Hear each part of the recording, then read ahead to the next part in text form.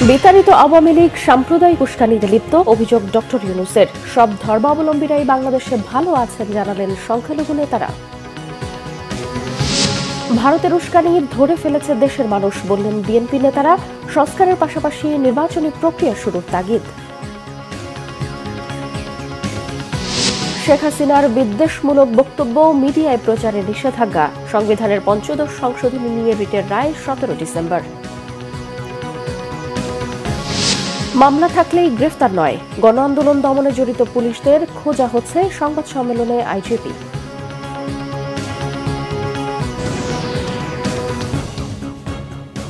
দেখছিলেন ক্রাউন 7 সংবাদ শিরোনাম। অন্তর্বর্তী সরকারের প্রধান উপদেষ্টা ডক্টর মোহাম্মদ ইউনূস বলেছেন, বিতাড়িত করা হলেও আওয়ামী লীগ শেষ হয়ে যায়নি, সুযোগ পেলেই দিচ্ছে সাম্প্রদায়িক উস্কানি। সেজন্য মত, পথ ও ধর্ম আলাদা হলেও এক পরিবার উল্লেখ করে সাম্প্রদায়িক সহিংসতা যেন না ঘটে, সবাইকে এক হয়ে সেই চেষ্টা করার আহ্বান জানান ডক্টর ইউনূস। রকনুজ্জামানের রিপোর্ট। সাম্প্রদায়িক সহিংসতা নিয়ে বাংলাদেশ বিরোধী প্রোপাগান্ডার বিরুদ্ধে জাতীয় ঐক্য প্রতিষ্ঠায় বৃহস্পতিবার ধর্মীয় নেতাদের সাথে বৈঠকে বসেন অন্তর্বর্তীকালীন সরকারের প্রধান উপদেষ্টা অধ্যাপক মোহাম্মদ ইউনূস। রাজধানীর ফরেন সার্ভিস একাডেমিতে এই বৈঠকে বিভিন্ন ইসলামী সংগঠনের নেতাদের পাশাপাশি হিন্দু, বৌদ্ধ, খ্রিস্টান ধর্মের নেতারাও অংশ নেন। বৈঠকের শুরুতে প্রধান উপদেষ্টা সাম্প্রদায়িক সহিংসতা নিয়ে দেশে বিদেশে যে অভিযোগ পাল্টা অভিযোগ চলছে তার বিপরীতে প্রকৃত তথ্য বের করার তাগিদ দেন। বলেন, শান্তি যেহেতু সবার লক্ষ্য, তাই সহিংসতা নিয়ে তথ্যের হেরফেরের সুযোগ নেই। ধর্মীয় নেতাদের এজন্য উদ্যোগী হওয়ার আহ্বান জানান তিনি। হয়ে গেলে তাৎক্ষণিকভাবে যেন খবরটা পাওয়া যায় এবং সমাধান করা যায়। যে দিক থেকে দোষী তাকে বিচারের আওতায় আনতে হবে, এটা হলো সরকারের দায়িত্ব। আমাদের নানা মত থাকবে, নানা ধর্ম থাকবে, নানা রীতিনীতি থাকবে, কিন্তু পরিবার এক, আমরা সবাই একই পরিবারের সদস্য। সাম্প্রদায়িক উস্কানির জন্য বিতাড়িত রাজনৈতিক গোষ্ঠীর পাশাপাশি বাইরের প্রোপাগান্ডাকে দায়ী করেন প্রধান উপদেষ্টা।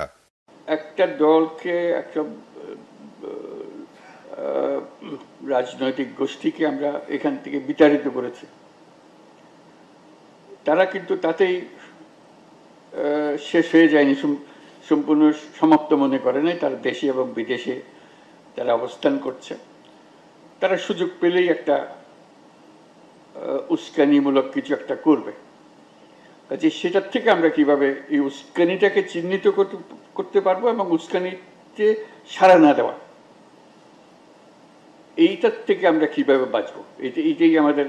আমরা সব দিকে ঠিক আছি, কিন্তু এই বাইরের থেকে আসতেছে, একটা ক্ষোভ সৃষ্টি করছে, আর একটা হলো যে উস্কানি সৃষ্টি করছে। উস্কানিটা এমন নিখুঁতভাবে করে বোঝা যায় না যে এটা উস্কানি। কাজে এটার থেকে কি করব? তারপরে বহির্বিশ্বে আবার কেউ আছে যারা আমাদেরকে বিভিন্নভাবে উস্কানির সূত্রপাত করে। আমি যেটা উল্লেখ করতে চাচ্ছি, এটা আমাদের কারণে হচ্ছে না, হচ্ছে বাইরের একটা কারণে।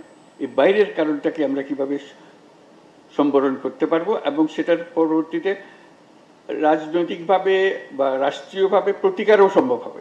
কোন ধরনের সাম্প্রদায়িক সহিংসতার ঘটনা যেন না ঘটে, সেজন্য পরিবেশ তৈরির উপর জোর দেন ডক্টর ইউনূস।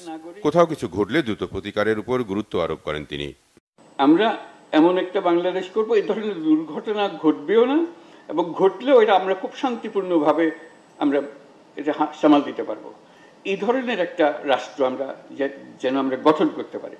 এটা ভয়মুক্ত রাষ্ট্র, যে একজন নাগরিককে ভয় পাবে না, এবং এমন এক রাষ্ট্র আমরা নিশ্চিতভাবে আমরা ভবিষ্যতের দিকে এগিয়ে যেতে পারি ভিন্নভাবে। বর্তমানে যা আছে তার কিছুটা রদবদল করে না, একেবারে কাঠামোগতভাবে পরিষ্কার করে, যে আমরা পরস্পরই যারা আমরা এই দেশে বসবাস করি তাদের সম্পর্ককে নতুন সূত্রে গাঁথা। শুধু সাম্প্রদায়িক সহনশীল নয়, সব ধর্মমতের ঐক্যের মধ্য দিয়ে শান্তির এক ঐক্যবদ্ধ ভয়মুক্ত বাংলাদেশ গড়ার প্রত্যয় ব্যক্ত করেন প্রধান উপদেষ্টা। ধন্যবাদ সবাইকে। রকনুজ্জামান, বাংলাভিশন, ঢাকা। ভারতকে ফ্যাসিস্ট শেখ হাসিনা সরকারের চালানো গণহত্যার স্বীকৃতি দিতে হবে বলেছেন উপদেষ্টা মাহফুজ আলম। তিনি বলেন, ভারতের অপতথ্য দুদেশের সম্পর্কের জন্য হুমকি স্বরূপ। আর হিন্দু, বৌদ্ধ, খ্রিস্টান ধর্মের নেতারা বলেছেন, বাংলাদেশের সংখ্যালঘুরা অনেক ভালো আছে, ভারত ঢাকাকে নিয়ে অপপ্রচার চালাচ্ছে। এস এম ফয়েজের রিপোর্টে বিস্তারিত।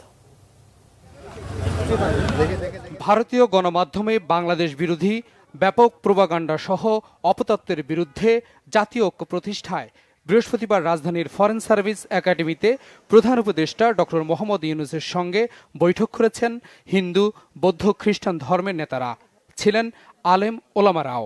বৈঠকে দেশের সবশেষ রাজনৈতিক পরিস্থিতি, সাম্প্রদায়িক উত্তেজনা, ভারতীয় গণমাধ্যমের লাগাতার অপপ্রচার মোকাবেলায় পরামর্শ চাওয়া হয় তাদের কাছ থেকে। আমাদের দেশে সংখ্যালঘু ভাইরা তারা নিরাপদ আছেন, আরও নিরাপদ থাকবেন, তাদেরকে নিরাপদ রাখবার জন্য আমাদের সরকার যেমন কাজ করছে, ধর্মীয় নেতৃত্ব তারা তাদের জায়গা থেকে কাজ করছেন।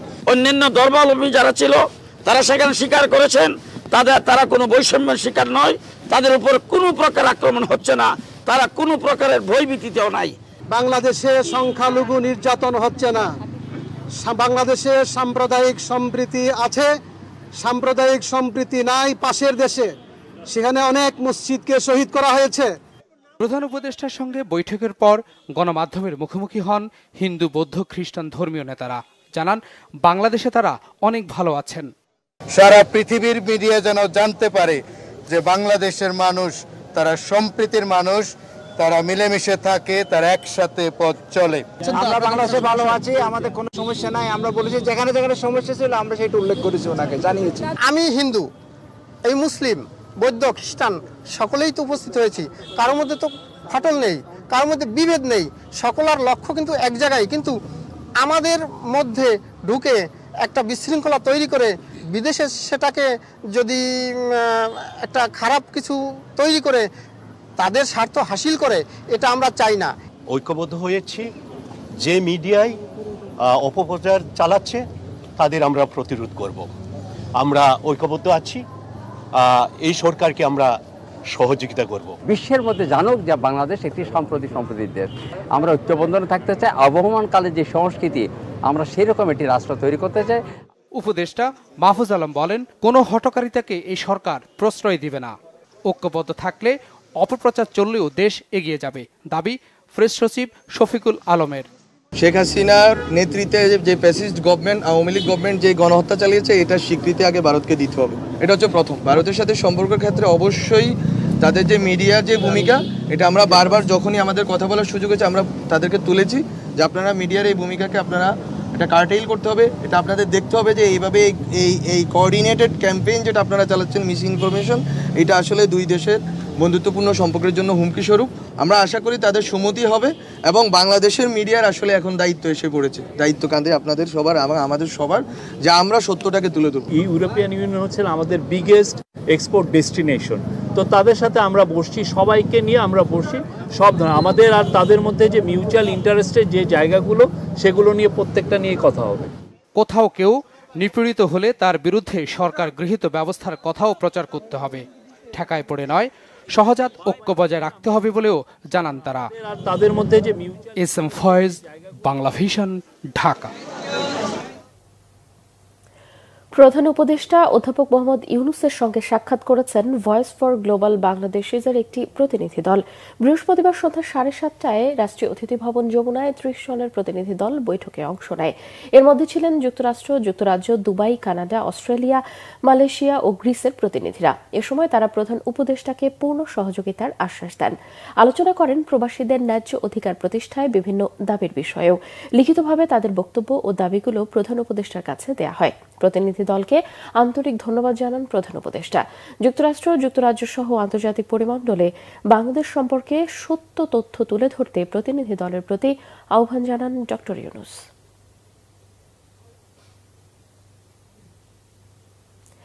এদিকে সাম্প্রদায়িক পরিস্থিতি জানতে ও আসন্ন বাংলাদেশ ভারত পররাষ্ট্র সচিব পর্যায়ে বৈঠকে ঢাকায় থাকতে কলকাতা ও আগরতলা মিশন প্রধানকে ঢাকা আসতে বলেছে পররাষ্ট্র মন্ত্রণালয়। অন্যদিকে পররাষ্ট্র মন্ত্রণালয়ের মুখপাত্র রফিকুল আমিন বলেছেন, স্বৈরাচারী শেখ হাসিনা ভারতে বসে লন্ডনে ভার্চুয়ালি বক্তব্য দেবেন কিনা তা নিয়ে পররাষ্ট্র মন্ত্রণালয়ের বলার কিছু নেই। আগামী সোমবার ইউরোপীয় ইউনিয়নের 27 দেশের আবাসিক ও অনাবাসিক রাষ্ট্রদূত ঢাকায় প্রধান উপদেষ্টা মোহাম্মদ ইউনূসের সঙ্গে বৈঠক করবেন বলেও জানান তিনি। পররাষ্ট্র মন্ত্রণালয়ের ব্রিফিংয়ে সাংবাদিকদের এসব তথ্য জানান মুখপাত্র রফিকুল আমিন। তিনি বলেন, ঢাকায় আসন্ন পররাষ্ট্র সচিব পর্যায়ের বৈঠকে বাণিজ্য, সীমান্ত, পানি ও কানেক্টিভিটি সহ অন্যান্য বিষয়ে আলোচনা হবে। ভারতের সাথে আগের সরকার সম্পাদিত সকল চুক্তি রিভিউ করার দাবি ও যৌক্তিক উল্লেখ করে তিনি বলেন, নানা সমস্যার কারণে এটা করতে বিলম্ব হচ্ছে। ইউরোপীয় ইউনিয়নের রাষ্ট্রদূত ও কূটনীতিকদের সাথে প্রধান উপদেষ্টার বৈঠকের মাধ্যমে দ্বিপক্ষীয় সম্পর্ক আরও শক্তিশালী হবে বলে আশা করেন তিনি। যুক্তরাষ্ট্রের সাথে বাংলাদেশের বাণিজ্য ও বিনিয়োগ সম্পর্ক থাকায় ডোনাল্ড ট্রাম্প দায়িত্ব নেয়ার পর পারস্পরিক স্বার্থ সংশ্লিষ্ট বিষয়ে কোনো বিপরীত হবে না বলেও আশা করেন তিনি। চিফ অ্যাডভাইজারের সাথে মাননীয় প্রধান উপদেষ্টার সাথে ইউরোপীয় ইউনিয়নের দূতদের যে সভাটা হবে সেটার সম্ভাব্য যে ক্ষেত্রগুলো আলোচনায় আসতে পারে, সম্ভাবনার নতুন ক্ষেত্র এক্সপ্লোর করার চেষ্টা করা, এলডিসি উত্তরণ পরবর্তী সময়ে জিএসপি প্লাস বাণিজ্য সুবিধাদি যাতে বজায় থাকে সেই আলোচনাটা আসবে। জলবায়ু পরিবর্তনের কারণে সৃষ্ট যে সংকট হচ্ছে সেটার মোকাবেলায় কীভাবে সহায়তা বা কোঅপারেশন হতে পারে সেই আলোচনা আসতে পারে। রোহিঙ্গা ইস্যুটা এখানে থাকবে বলে আমরা আশা করছি। এবার নিজ স্ত্রীর ভারতীয় শাড়ি ছুঁড়ে ফেলে দিলেন বিএনপির সিনিয়র যুগ্ম মহাসচিব রুহুল কবির রিজভী। পরে সেই শাড়ি পোড়ানো হলো জাতীয় প্রেসক্লাবের সামনে। এদিকে বিএনপির স্থায়ী কমিটির সদস্য ডক্টর আব্দুল মঈন খান বলেছেন, জনগণ তাদের ভোটের অধিকার চায়, তাই সংস্কারের পাশাপাশি নির্বাচনী প্রক্রিয়া শুরু করা জরুরি। রিপোর্ট করছেন সিকান্দার রহমান। পার্শ্ববর্তী দেশ আমাদের এখানে উস্কানি দিতে পারে, এটা গোটা জাতি ধরে ফেলেছে। আমাদের ঐক্য ইস্পাত কঠিন ঐক্য, এই ঐক্য কেউ ভাঙতে পারবে না। একটি পুরনো শাড়ি আমার বাসায় আমার স্ত্রীর ছিল, আমার স্ত্রী আমাকে দিয়েছে একটি শাড়ি, ইন্ডিয়ান শাড়ি আছে, আমি বলছি দিয়ে দাও, সে দিয়ে দিয়েছে। আমরা টাঙ্গাইলের শাড়ি পরবো, আমরা রাজশাহী সিল্ক পরবো, আমরা কুমিল্লার খদ্দর পরবো, আমরা ইয়ে করবো। বন্ধুরা আমার, এই সেই ইন্ডিয়ান শাড়ি, এই ইন্ডিয়ান স্ত্রী ছিল, সে নিজেই এই শাড়ি দিয়েছে। এইটা আজকে আপনাদের সামনে ছুঁড়ে ফেললাম। এদিকে জাতীয় প্রেস ক্লাবে এক স্মরণ সভায় ভারতের মুখাপেক্ষী না হওয়ার আহ্বান জানান বিএনপি নেতারা। তারা বলেন, বাংলাদেশের মানুষ কোনো দেশের কাছে মাথা নত করবে না। এ সময় জনগণের ভোটাধিকার নিয়ে কথা বলেন ডক্টর আব্দুল মঈন খান। আপনারা অবাক বিষয়ে লক্ষ্য করবেন, তৃণমূলের মানুষ খেতে পায় না, দুমুঠো কষ্ট করে রাতের খাবার জোগাড় করে। তারা বলবে আমি অর্থবিত্ত বৈভব সম্পর্কে না, আমি ভোটের অধিক। এটাই হচ্ছে বাংলাদেশের মানুষের সত্য। দুঃখের বিষয় হচ্ছে আমরা নেতারা সেই সত্যে বিশ্বাস না করে আমরা নিজেরা অর্থবিত্ত বৈভব, ক্ষমতা, পজিশন, মন্ত্রী, প্রধানমন্ত্রী, প্রেসিডেন্ট, এগুলোর পিছনে নানা রকম উস্কানি দিলেও বাংলাদেশের মানুষ ভারতের কোনো উস্কানিতে পা দেয়নি। পার্শ্ববর্তী দেশের উস্কানি গোটা জাতি এখন ধরে ফেলেছে বলেও মন্তব্য করেন বিএনপি ও সমমনা রাজনৈতিক দলের নেতারা। সিকান্দার রহমান, বাংলাভিশন, ঢাকা। জুলাই আগস্টের গণহত্যা নিয়ে গণমাধ্যম ও সামাজিক যোগাযোগ মাধ্যমে শেখ হাসিনার বিদ্বেষমূলক বক্তব্য প্রচারে নিষেধাজ্ঞা দিয়েছে আন্তর্জাতিক অপরাধ ট্রাইব্যুনাল। এরই মধ্যে সেসব বক্তব্য দিয়েছে সেগুলো সামাজিক যোগাযোগ মাধ্যম থেকে সরাতেও নির্দেশ দিয়েছে ট্রাইব্যুনাল। প্রসিকিউশনের এক আবেদনে এই নির্দেশ দেয় বিচারপতি মোহাম্মদ গোলাম মর্তুজার নেতৃত্বাধীন আন্তর্জাতিক অপরাধ ট্রাইব্যুনাল। আহমদ সারওয়ারের রিপোর্ট। জুলাই আগস্টে ছাত্র জনতার গণ অভ্যুত্থানে হত্যা, গণহত্যা সহ মানবতা বিরোধী অপরাধের বিচার নিয়ে সম্প্রতি সামাজিক যোগাযোগ মাধ্যম এবং বেশ কয়েকটি গণমাধ্যমে শেখ হাসিনার বেশ কিছু বক্তব্য প্রচার ও প্রকাশ হয়। তার এ ধরনের বক্তব্য ট্রাইব্যুনালের তদন্ত ও বিচার কাজে বাধা সৃষ্টি করতে পারে দাবি করে বৃহস্পতিবার প্রসিকিউশনের পক্ষ থেকে তা প্রচার ও প্রকাশে নিষেধাজ্ঞা চেয়ে আবেদন করা হয়। শুনানি শেষে এ বিষয়ে নিষেধাজ্ঞা দেয় ট্রাইব্যুনাল।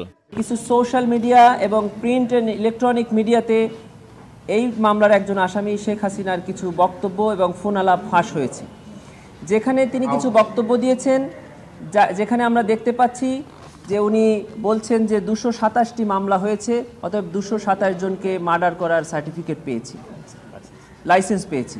উনি আরও বলছেন যে তোমাদের বাড়িঘর পোড়াচ্ছে, তাদের কি বাড়িঘর নাই?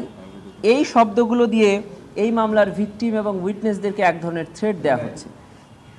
যে সকল সাক্ষীরা ইতোমধ্যে আমাদের কাছে জবানবন্দি প্রদান করে গেছেন, তাদেরকে কিন্তু ট্রাইব্যুনালে এসে জজদের সামনে সাক্ষ্য দিতে হবে। এই ধরনের বক্তব্য যদি পাবলিকলি পাবলিশড হয়, ব্রডকাস্ট হয়, তাহলে আমরা ট্রায়ালের সময় সাক্ষীদেরকে আর ট্রাইব্যুনালে আনতে পারবো না, তারা ভীতিগ্রস্ত হবে। এবং পরবর্তী যে সাক্ষীরা আছে, এখনও ঘটনাস্থলগুলো আছে, সেখানে গিয়েও আমাদের তদন্তকারী সংস্থা, তদন্তকারী কর্মকর্তারা এই সাক্ষীদের জবানবন্দি আর গ্রহণ করতে পারবেন না।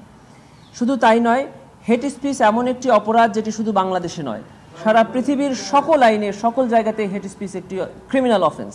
আমরা স্পেসিফিক্যালি বলেছি যে শুধু বিদ্বেষমূলক বক্তব্য এবং এমন বক্তব্য যা ট্রাইব্যুনালের ইনভেস্টিগেশনকে হ্যাম্পার করে, এই দুই ধরনের বক্তব্যকে আমরা নিষেধ চেয়েছি। সামাজিক যোগাযোগ মাধ্যমে প্রচার বন্ধে করণীয় নিয়েও কথা বলে প্রসিকিউশন টিম। কোর্টের যে অর্ডার আছে সেই অর্ডারটা আমরা লিখিতভাবে ফেসবুক, টুইটার, ইউটিউব শো, যেগুলো ইন্টারন্যাশনাল সোশ্যাল মিডিয়া আছে, এখানে আমরা আমাদের ট্রাইব্যুনালের আদেশটা পৌঁছাবো এবং তাদেরকে লিখিত জানাবো। এগুলো ইন্টারন্যাশনাল হিউম্যান রাইটস স্ট্যান্ডার্ড অনুযায়ী এগুলো হেট স্পিচ, বিদ্বেষমূলক চর্চা এবং এটা ঘৃণা চর্চা। এগুলো আন্তর্জাতিক মানবাধিকার আইন, যে বিশেষ করে মত প্রকাশের স্বাধীনতার জন্য international covenant on civil and political রাইটসের যে আর্টিকেল 19 আছে, এটা কোনোভাবে শেখ হাসিনার বক্তব্যগুলোকে মত প্রকাশের স্বাধীনতার মধ্যে কাভার করে না। এগুলো মত প্রকাশের স্বাধীনতার পরিপন্থী। গত 18 নভেম্বর, জুলাই আগস্টে গণহত্যার ঘটনায় দায়ের করা মামলায় সাবেক প্রধানমন্ত্রী ও আওয়ামী লীগ সভাপতি শেখ হাসিনার বিরুদ্ধে 1 মাসের মধ্যে তদন্ত শেষ করার নির্দেশ দিয়েছিল আন্তর্জাতিক অপরাধ ট্রাইব্যুনাল। আহমেদ সরওয়ার, বাংলা ভিশন, ঢাকা। বহুল আলোচিত তত্ত্বাবধায়ক সরকার ব্যবস্থা বাতিল সহ বেশ কিছু বিষয়ে আনা সংবিধানের ৫ম সংশোধনীর বৈধতা চ্যালেঞ্জ করে করা রিটের রায় 17 ডিসেম্বর। ৫ম সংশোধনী বাতিল চেয়ে করা রিটের ওপর দেয়া রুল শুনানি শেষে বিচারপতি ফারাহ মাহবুব ও বিচারপতি দেবাশিস রায় চৌধুরী হাইকোর্ট বেঞ্চ এই রায়ের দিন ধার্য করে। বিগত আওয়ামী লীগ সরকারের আমলে 2011 সালের 30 জুন সংবিধানের ওই সংশোধনী আনা হয়। আওয়ামী লীগ সরকার পতনের পর 17 আগস্ট পঞ্চদশ সংশোধনীর বৈধতা নিয়ে সুশাসনের জন্য নাগরিক সুজনের সম্পাদক বদিউল আলম মজুমদার সহ 5 জন ব্যক্তি হাইকোর্টে রিট করেন। এই রিটের শুনানি নিয়ে পঞ্চদশ সংশোধনী বাতিলের রুল দেয়া হয়। রুলের শুনানিতে বিএনপি ও জামাত সহ 10 জন অন্তর্ভুক্ত হয়ে শুনানি করে। অসাংবিধানিকভাবে রাষ্ট্র ক্ষমতা দখলকে রাষ্ট্রদ্রোহ অপরাধ বিবেচনায় নিয়ে সংশ্লিষ্ট ব্যক্তিকে রাষ্ট্রদ্রোহিতার অপরাধে দোষী করে সর্বোচ্চ শাস্তির বিধানও যুক্ত করা হয় এই সংশোধনীতে। আজকে মাননীয় আদালত সবকিছু বিবেচনা করে 17 ডিসেম্বর 2024 এই মামলার সংক্ষিপ্ত রায় ঘোষণা করবেন মর্মে। ছাত্র জনতার আন্দোলনের বিপক্ষে অবস্থান নেয়া পুলিশ কর্মকর্তা সহ সদস্যদের শনাক্তে কাজ চলছে, জানিয়েছেন পুলিশ মহাপরিদর্শক বাহরুল আলম।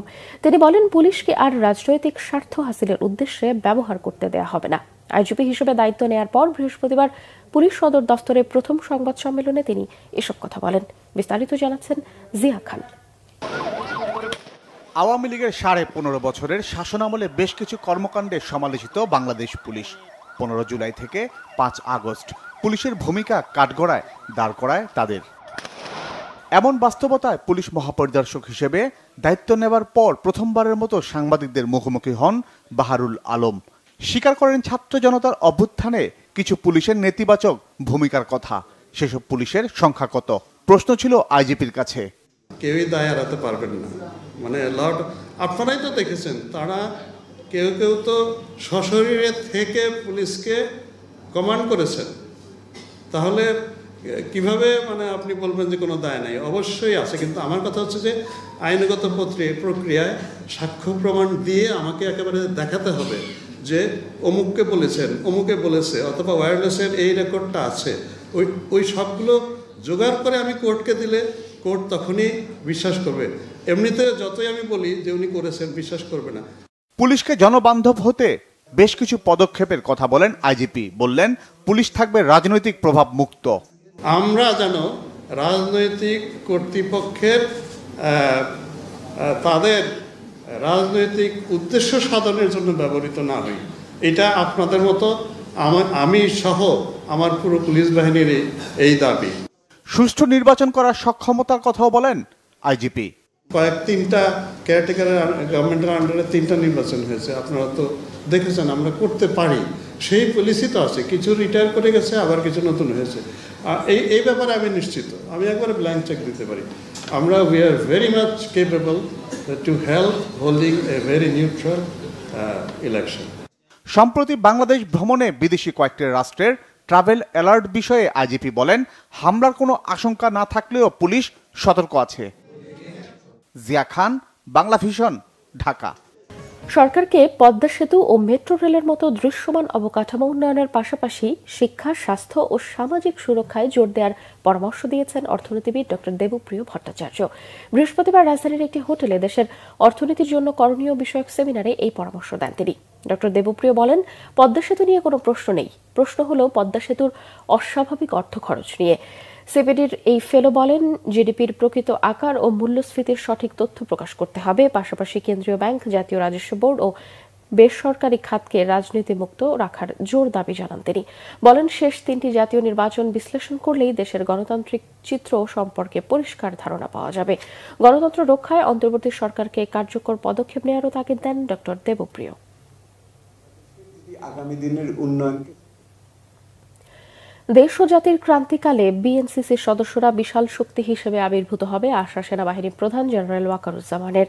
আশুলিয়ার বাইপাইলে Bangladesh national cadet corps BNCC এর ট্রেনিং একাডেমিতে একাডেমিক ভবন উদ্বোধনী অনুষ্ঠানে স্বাগত বক্তব্যে তিনি এই আশাবাদ জানান। সামাজিক ও জাতীয় পর্যায়ে বিএনসিসি ক্যাডারদের অগ্রণী ভূমিকার ভূয়সী প্রশংসাও করেন সেনাপ্রধান। সেনাপ্রধান বলেন, বিএনসিসির সদস্যরা সশস্ত্র বাহিনীর পাশাপাশি দেশের নিরাপত্তা ও শৃঙ্খলা রক্ষা এবং দেশের যে কোনো ক্রান্তি লগ্নে অগ্রণী ভূমিকা পালন করে আসছে। এর আগে উদ্বোধনী অনুষ্ঠানে সেনাপ্রধানকে বিএনসিসি সেনা, নৌ ও বিমান শাখার চৌকস দল গার্ড অফ অনার দেয়। পরে সেনাপ্রধান উদ্বোধনী ফলক উন্মোচন এবং বিএনসিসি ট্রেনিং একাডেমিতে বৃক্ষরোপণ করেন। স্বরাষ্ট্র উপদেষ্টা অবসরপ্রাপ্ত লেফটেন্যান্ট জেনারেল মোহাম্মদ জাহাঙ্গীর আলম চৌধুরী বলেছেন, সীমান্তে উত্তেজনা নেই, ভারতীয় মিডিয়া অপপ্রচার চালাচ্ছে। তিনি বলেন, ঢাকায় নয়, দিল্লিতে এই শান্তিরক্ষী বাহিনী মোতায়েন দরকার। বৃহস্পতিবার সকালে নারায়ণগঞ্জের রূপগঞ্জে পূর্বাচল মাল্টিপারপাস ফায়ার সার্ভিস স্টেশনের আয়োজিত আন্তর্জাতিক স্বেচ্ছাসেবক দিবস উপলক্ষে প্রধান অতিথির বক্তব্যে তিনি এসব কথা বলেন। জাহাঙ্গীর আলম চৌধুরী বলেন, ভারতীয় মিডিয়ার মতো জঘন্য অপপ্রচার ও মিথ্যাচার বিশ্বের আর কোনো দেশের মিডিয়া পারে না। তাদের অপপ্রচারের জবাব দিতে বাংলাদেশের গণমাধ্যমগুলোকে সত্য প্রকাশের আহ্বান জানান তিনি। স্বরাষ্ট্র উপদেষ্টা বলেন, জাতিসংঘের শান্তিরক্ষা বাহিনী বাংলাদেশের জন্য নয়, বরং ভারতের জন্য প্রয়োজন। তাই পশ্চিমবঙ্গের মুখ্যমন্ত্রী মমতা এমন দাবি করেছেন। স্বরাষ্ট্র উপদেষ্টা বলেন, ভারতেই শান্তির অভাব রয়েছে। বাংলাদেশে দলমত আলাদা থাকলেও জাতীয় স্বার্থে সবাই ঐক্যবদ্ধ। সংবাদ শেষ করব ক্রাউন 7 শিরোনামগুলো আরও একবার জানিয়ে।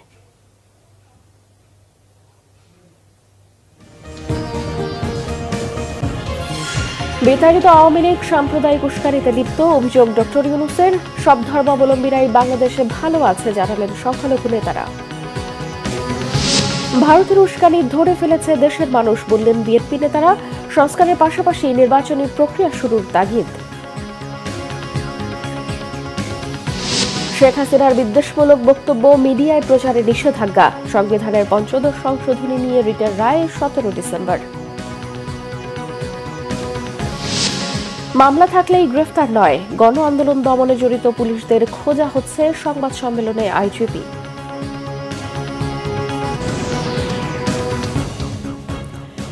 দর্শক, এই ছিল এখনকার মতো। পরের সংবাদ সকাল ১০টায়, এর আগে সকাল ৯টায় রয়েছে নিউজ টপ 10 দেখার আমন্ত্রণ রইল। এছাড়া বাংলা ভিশন সংবাদ ও সংবাদ সংশ্লিষ্ট অনুষ্ঠান দেখতে ভিজিট করুন www.bbnews24.com ও facebook.com/banglavishnnews এবং সাবস্ক্রাইব করুন youtube.com/banglavishnnews। এতক্ষণ সঙ্গে থাকায় ধন্যবাদ সবাইকে।